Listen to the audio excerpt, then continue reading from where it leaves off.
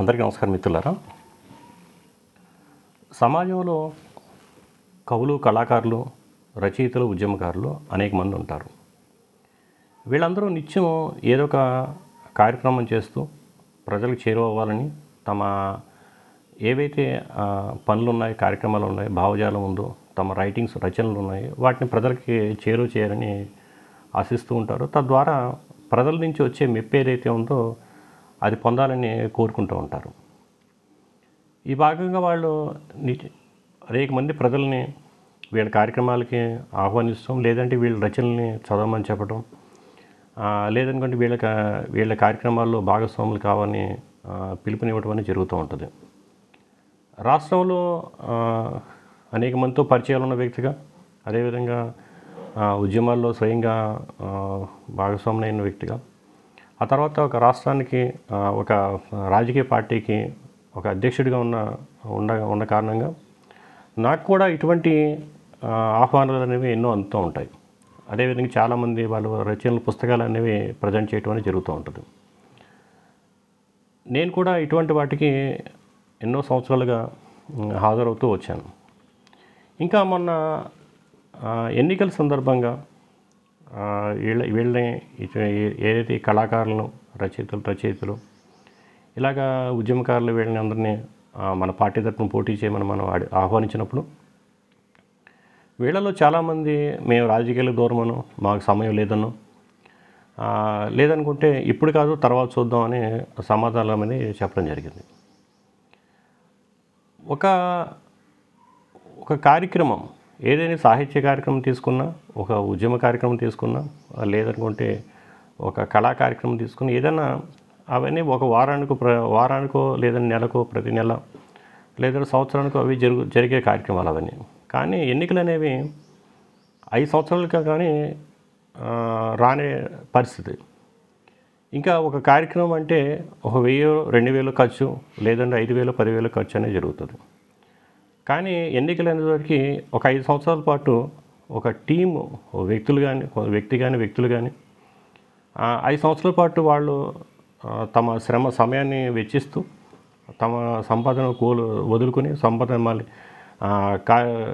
డబ్బును వెచ్చించి ఖర్చు పెట్టి 5 సంవత్సరాల పాటు ఖర్చు పెడతారు. ఎంతోమంది దానికి అనుబంధంగా పనిచేస్తూ ఉంటారు. ఎంతో చివరికి అది ఎన్నో లక్షల రూపాయల ఖర్చు అనేది జరుగుతుంది. అలాంటి సమయంలో అక్కడ మనం కనుక చివరిలో మనకి ఏదైతే మనం అనుకున్నది కానీ జరగకపోతే ఆ సమయం, 5 సంవత్సరాల సమయం, తర్వాత ఆ మొత్తం ఖర్చు అంతా కూడా వృధా అవుతుంది. తర్వాత మళ్ళీ మనం పార్టిసిపేట్ చేయాలన్నా అది మళ్ళీ మనం 5 సంవత్సరాల పాటు వెయిట్ చేయాలి. ఇంకా ఇంత పీరియడ్లో అనేక రకాల మార్పులు, సమాజంలో అనేక మార్పులు, అంటే నష్టాలు, కష్టాలు జరుగుతాయి.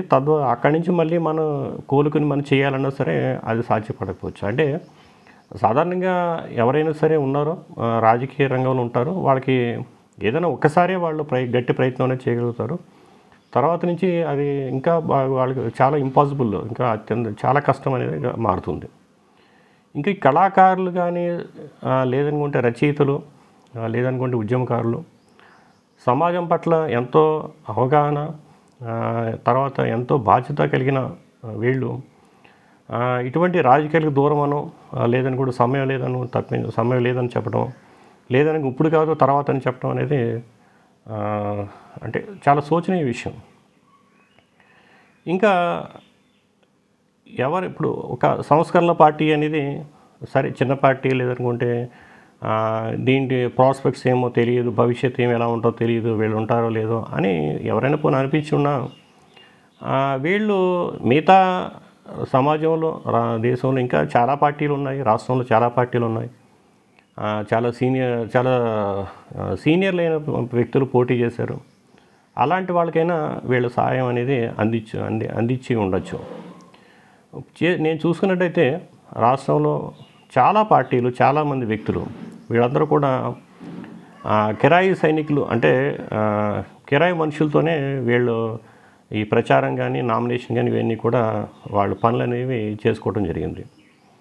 ఒక రోజులో ఒక 5-10 మందిని మనం పెట్టుకోవాలనుకున్నా, తర్వాత ఇతర ప్రచారం చేసుకోవాలనుకున్నా, మనకి తక్కువ ఒక ఎఫెక్టివ్ ప్రచారం చేసుకోవాలంటే 10,000 రూపాయలు ఖర్చు అవుతుంది. అలాంటిది మనకి ఎంతోమంది ఇటువంటి ఉద్యమకారులు, కళాకారులు, రచయితలు అందరూ ఉండి కూడా నిత్యం మనం వీళ్ళందరితో కూడా ఎన్నో కార్యక్రమాలు చేస్తూ ఉండి కూడా ఈ ఈ ఫ్రాటర్నిటీ నుంచి ఒక 10 మంది మనకు తోడుగా రాకపోవటం అనేది చాలా ఆలోచించాల్సిన విషయం. ఇంకా ఎవరికైనా సమాజంలో అసలు ఏదైనా సమాజంలో అన్నీ అవసరమే, కళలు కానీ రాజకీయాలు కానీ అన్నీ ఉండాల్సిందే. అయితే అన్నిటికన్నా అతి ముఖ్యమైనది రాజకీయాలు. అక్కడ మంచి విధానాలు కనుక వస్తే కనుక సమాజంలో అన్ని రకాల మార్పులు వస్తాయి. అలాంటి ఎంతో ఇంపార్టెన్స్ ఉన్న రాజకీయ రంగంలో విషయంలో ఎంతో అవగాహన ఉన్న కవులు, కళాకారులు, ఉద్యమకారులు దాన్ని అలా నిర్లక్ష్యం చేయటం, లేదంటే దాన్ని ఎన్నికల వరకు ఎంతో హడావుడి చేసి ఎన్నికల సమయంలో దాన్ని అలా సింపుల్గా దాన్ని వెళ్ళబుచ్చి చేయటం, అదంతా కూడా ఎంతో బాధాకరమైన విషయం. అయితే ఇక్కడ ఎవరిని కూడా మనం ఏమీ అనలేము, ఎవరు ఆలోచనలు వాళ్ళవి.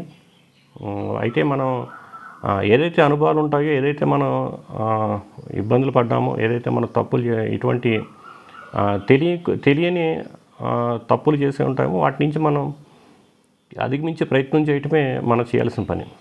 ఆ విధంగా ఇలాగ కవులు కళాకారులు వాళ్ళ సాహిత్యం చదవటం, లేదంటే వాళ్ళ సన్మానాలకు అటెండ్ అవ్వటం, లేదంటే వాళ్ళ కార్యక్రమాలకు అటెండ్ అవ్వటం, ఇలాగా కవులు కళాకారులు ఉద్యమకారులు అని ఏదో గౌరవంతో, లేదనుకుంటే వాళ్ళేదో మనకు ఉపయోగపడతారు, లేదంటే వాళ్ళేదో ఈ మన ఉద్యమాన్ని ముందుకు తీసుకెళ్తారనే ఆలోచన వదులుకొని మన సొంత నిర్మాణాన్ని మనం చేసుకుని ముందుకు వెళ్తే రాజకీయాలు అది చేయాల్సిన అవసరం ఉందని ఒక రాజకీయ పార్టీగా మాకు మేము చెప్పుకుంటున్నాము. అదేవిధంగా తోటి రాజకీయ నాయకులు చెప్తున్నాము. వీళ్ళలో మంచివాళ్ళు ఎవరైతే ఉంటారో తప్పనిసరిగా నిజంగా అవగాహన ఉన్న వాళ్ళే స్వయంగా వస్తారు. ఆ విధంగా మనం ఎప్పుడూ కలిసే పని చేయొచ్చు. అయితే ఎవరైతే ఉంటారో వాళ్ళ ఏదైతే భిన్న ఆలోచనలు ఉన్నారో వాళ్ళు ఎప్పటికీ కూడా మనతో కలవలేరు. అలాంటి చాలామంది భిన్న ఆలోచనలతో ఉన్నవాళ్ళే అని అందరం కూడా గమనించాలి. ఇంకా రేపు మరొక అంశంతో మనం మరొక వీడియో చేసుకుందాం. ధన్యవాదాలు.